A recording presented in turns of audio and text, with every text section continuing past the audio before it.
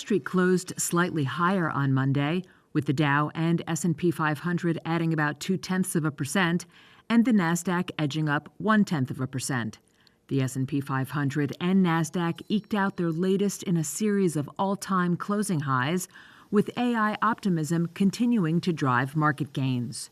Joe Hegener is founder and chief investment officer at Asterozoa Capital. I think what we're seeing today in markets is the consensus that an energy shock and, generally speaking, geopolitical risk doesn't impact Mag 7 or large cap corporate earnings in any material way, right? We're seeing blowout numbers on these earnings releases from most of the S&P 500, and we think that earnings are only going to accelerate over the next few quarters.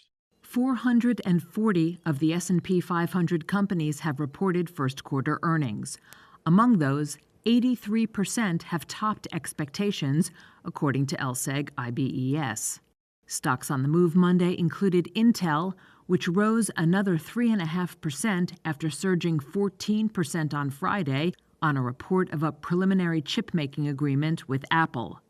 Peer Qualcomm jumped about 8.5% to a record high.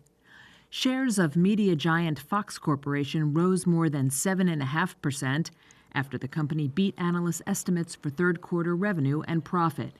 The strong quarter was driven by robust growth in its Tubi streaming service and increased fees from cable and satellite subscribers. Among other movers, some airline stocks slipped as rising oil prices threatened to squeeze margins. Southwest, Delta, Alaska Air, and United all fell between roughly 3 and 4.5%.